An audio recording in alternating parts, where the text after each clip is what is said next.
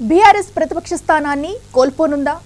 ఎమ్మెల్యేలందరూ చేజారిపోతున్నా నిలువరించలేని నిస్సహాయ స్థితిలో గులాబీ నేత పడిపోయారా? కొన్ని రోజుల్లోనే బీఆర్ఎస్ ఎల్పీని కాంగ్రెస్ విలీనం చేసుకోనుందా? 8 మంది సభ్యులున్న బీజేపీ అసెంబ్లీలో రెండో అతిపెద్ద పార్టీగా అవతరించనుందా? ఈ ప్రశ్నలకు అవునని సమాధానం వినిపిస్తుంది. వరుస ఘటనలతో కేసీఆర్ ఉక్కిరిబిక్కిరి అవుతుండటంతో ఆ పార్టీ పని అయిపోయిందంటున్నారు.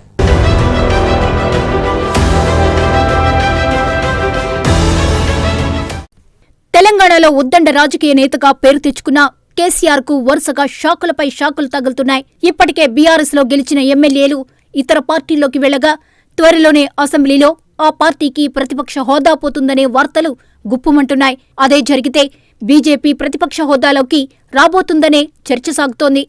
అన్నీ అనుకున్నట్లు జరిగితే ఈ నెలాఖరు నాటికి బీఆర్ఎస్ ఎమ్మెల్యేల సంఖ్య సింగిల్ డిజిట్కే పరిమితమవుతుందన్న చర్చ నడుస్తుంది. తెలంగాణలో అతిపెద్ద ఉద్యమ పార్టీగా ఆవిర్భవించిన బీఆర్ఎస్ 3వ స్థానానికి పడిపోతుందనే వార్తలు గుప్పమంటున్నాయి.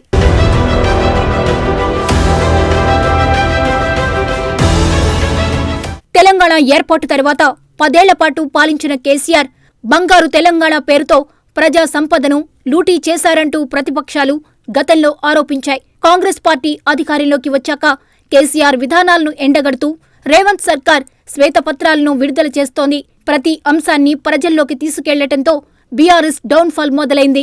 గెలిచిన 39 మంది ఎమ్మెల్యేలు ఒక్కొక్కరు కారు దిగి కాంగ్రెస్ గూటికి చేరుతున్నారు. ఇప్పటికే 8 మంది ఎమ్మెల్యేలు, 6 ఎమ్మెల్సీలు, 1 రాజ్యసభ సభ్యుడు కేసీఆర్ కు వీడ్కోలు పలికి హస్తం పార్టీకి చేరారు.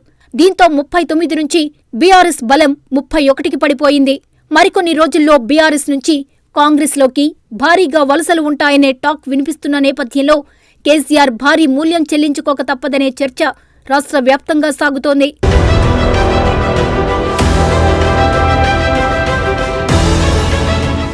చరిత్రలోనే ఎన్నడూ లేని విధంగా కారు పార్టీ గత లోక్సభ ఎన్నికల్లో ఒక్క సీటు కూడా దక్కించుకోలేకపోయింది.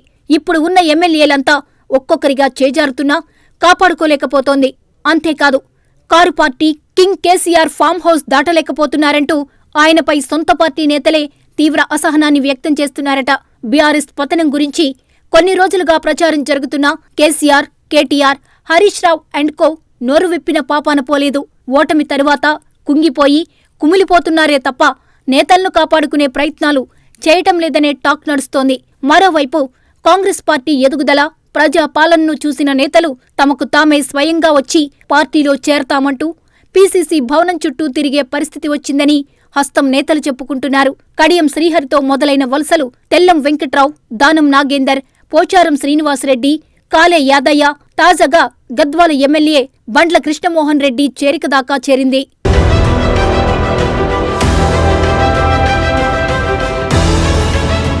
మరికొందరు నేతలు కూడా హస్తం గూటికి చేరతారనే ప్రచారం సాగుతోంది. నేడో రేపో అలంపూర్ ఎమ్మెల్యే కూడా కాంగ్రెస్ తీర్థం పుచ్చుకోనున్నట్లు వార్తలు వస్తున్నాయి. కేసీఆర్ 10 ఏళ్ల కాలంలో తెలుగుదేశం, కాంగ్రెస్ పార్టీల ఎల్పీలను విలీనం చేసుకున్న విధానంగానే ఇప్పుడు బీఆర్ఎస్ వంతు వచ్చిందని రాజకీయ వర్గాలు అంచనా వేస్తున్నాయి. ఉన్నవారిని కాపాడుకోలేక, చేసేదేమీ లేక తాను తీసుకున్న గోతిలో తానే పడినట్లు బీఆర్ఎస్ పరిస్థితి మారిందని రాజకీయ పండితులు అభిప్రాయం వ్యక్తం చేస్తున్నారు.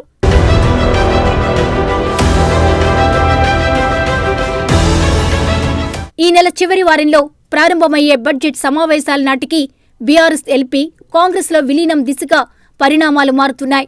ఇటీవల జరుగుతున్న ఘటనలే దీనికి నిదర్శనంగా కనిపిస్తోంది.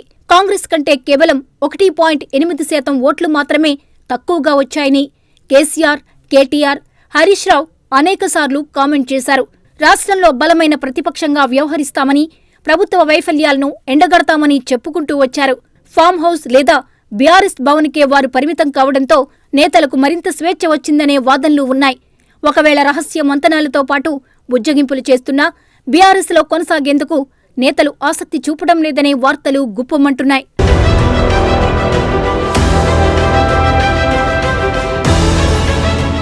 ఎమ్మెల్యేలంతా ఒక్కొక్కరిగా చేజారిపోవడంతో కారు పార్టీ అంతర్మథనంలో పడిందట.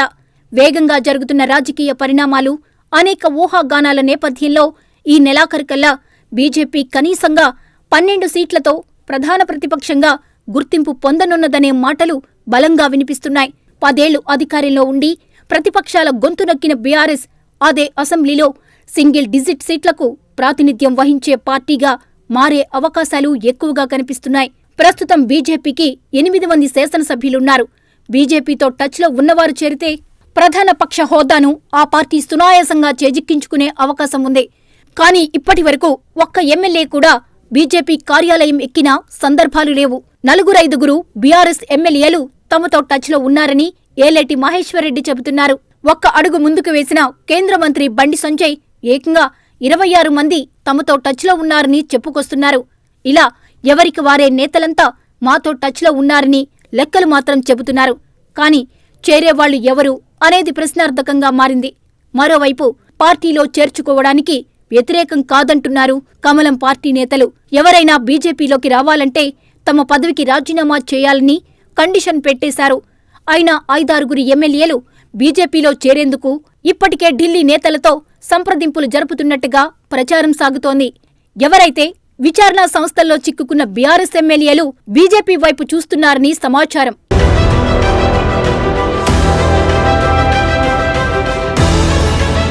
ఇలాంటి పరిస్థితుల్లో బీఆర్ఎస్ నేతలు కాంగ్రెస్లో చేరేందుకే ఎక్కువ అవకాశం ఉందని రాజకీయ వర్గాలు అంచనా వేస్తున్నాయి. తమ నియోజకవర్గాల్లో ఈక్వేషన్స్ కుదరక కొందరు ఈడీ, సీబీఐ, ఐటీ విచారణలు ఎదుర్కొంటున్న వారంతా బీజేపీ వైపు మొగ్గు చూపుతున్నారనే వార్తలు వినిపిస్తున్నాయి. కనీసం 4 బీజేపీలో చేరుతారని ఆ పార్టీ నేతలు ధీమా వ్యక్తం చేస్తున్నారు. అప్పుడే ప్రధాన ప్రతిపక్ష హోదా దక్కడానికి వీలు ఉంటుందని కమలం పార్టీ భావిస్తోంది. బీఆర్ఎస్ ను రాజకీయంగా సమాధి చేయాలన్న కాంగ్రెస్ లక్ష్యంతో బీజేపీ బలపడుతోందనే అభిప్రాయాలు వ్యక్తమవుతున్నాయి.